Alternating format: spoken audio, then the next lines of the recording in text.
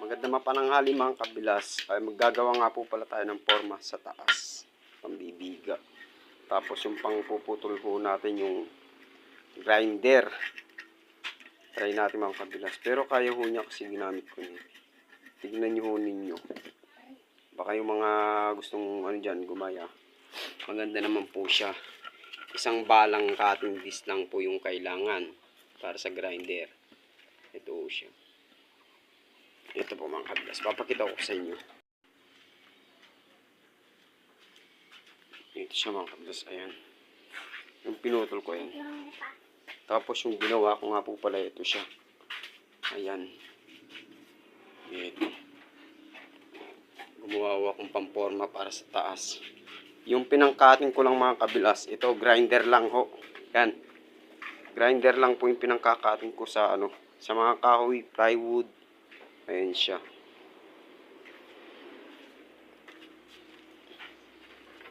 Ito. Para maano ninyo na. Pwede ho siya. Pwede siyang pang-cutting. Hindi lang ho bakal yung pwede niyang katingin mga kabilas. Pwede rin po yung ano. Pwede rin po yung kahoy. Pwede ho niyang katingin.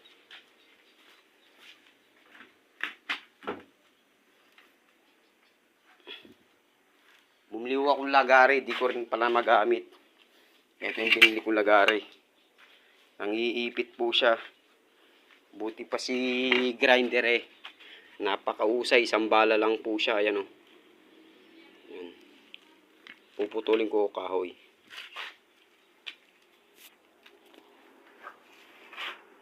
Dami po yung pwede niyang putulin mga kabilas.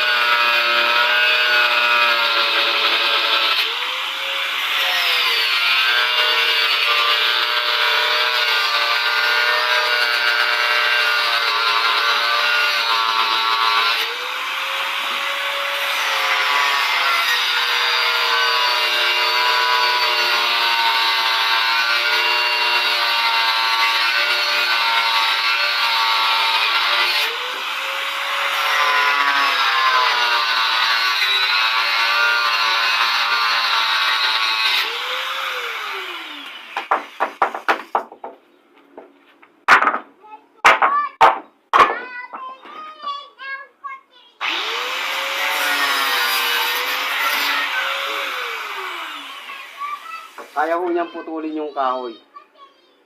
Ito po siya. Cutting disc lang po ang gamit. Alaw siyang bawas mga kabilas. Oh. Matagal siya magamit. E sa bibili ho tayo ng lagari. Kung may grinder po kayo, pwede nyo siyang gamitin. Huwag na ho kayong gumamit ng lagari po. Pwede po sa kahoy yan. Yan. Eh bakal nga ho, kaya niyang putulin. Kahoy pa kaya. Ayan po siya. Maganda siyang gamitin mga kabilas. Mabilis. Ayan siya. Ay. Yan dito na mga kabilas. Maraming salamat. Sa mga gustong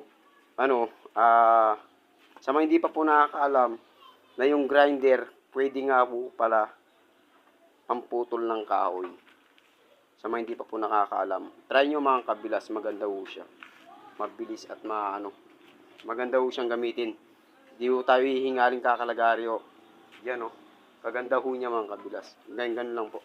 Salamat mga kabilas.